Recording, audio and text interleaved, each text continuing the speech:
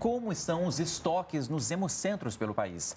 No Dia Nacional do Doador de Sangue, você vai saber o nível deles e o percentual de brasileiros que doam sangue regularmente. A gente também mostra mitos e verdades em torno da prática. E mais, quem teve Covid pode doar sangue?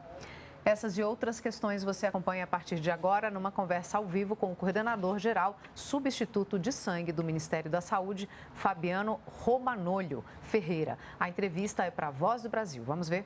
Assim, que é sempre importante, já faz 57 anos que a gente comemora no dia 25 de novembro, Dia Nacional de Doação Voluntária de Sangue, e como a gente sabe, não tem substituto para o sangue, né? Então, assim, a gente sempre gosta de agradecer e colocar, digamos, essa questão para o Ministério e para a população brasileira da doação de sangue, porque é algo, assim, necessário que assim as pessoas façam sempre esse ato. É um ato altruísta, né? Uma doação voluntária que as pessoas realizam.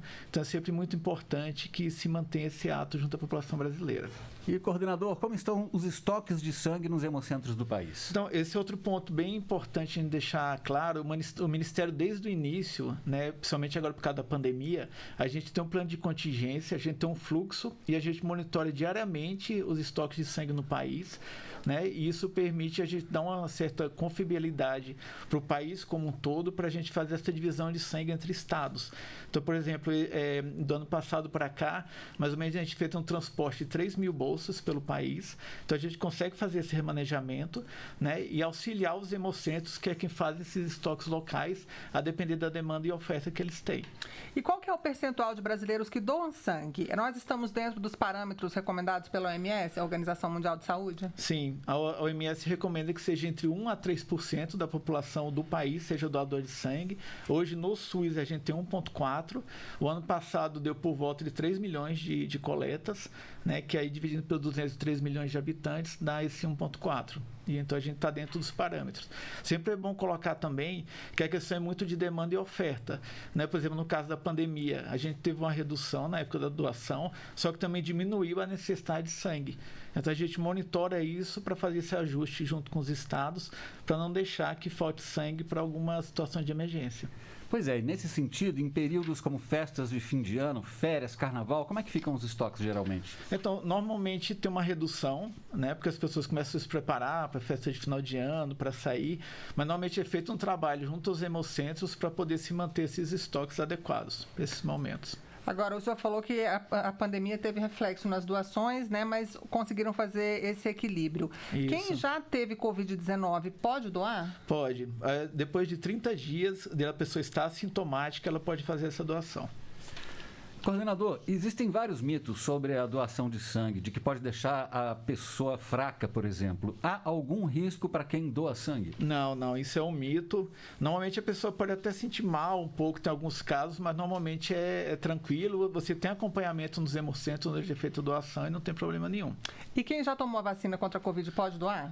Pode doar. No caso da Coronavac, 7 dias após, e no caso das outras vacinas, 7 dias após, e Coronavac, 48 horas. Fazer uma retificação.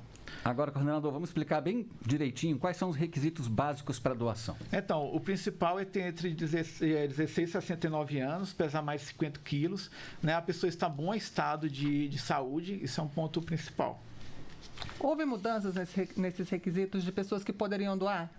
Não, ele teve por causa da Covid, como a gente já comentou, né? A pessoa que teve Covid, só depois de 30 dias após ficar sintomática, que ela poderia fazer a doação.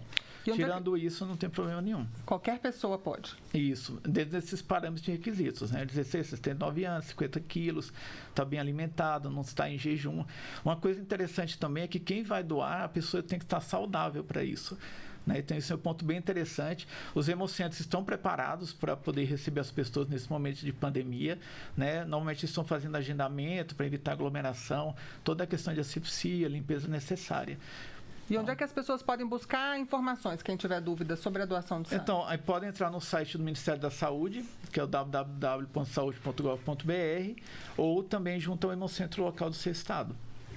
Agora, em relação a esses mitos aí, idosos podem doar sangue?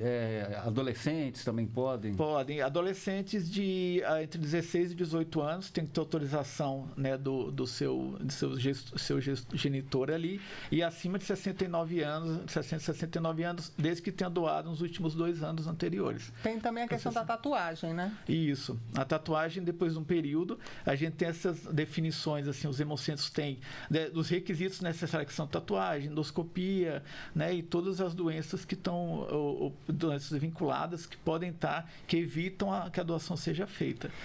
E o senhor quer fazer um apelo? Você acompanhou aí ao vivo, portanto, a entrevista do coordenador-geral substituto de sangue do Ministério da Saúde, Fabiano Romagnolo Ferreira. Ele revelou o nível dos estoques nos hemocentros do país e falou sobre mitos e verdades em torno da doação de sangue. A íntegra dessa entrevista fica no site da Rede Nacional de Rádio e o endereço está aí na sua tela.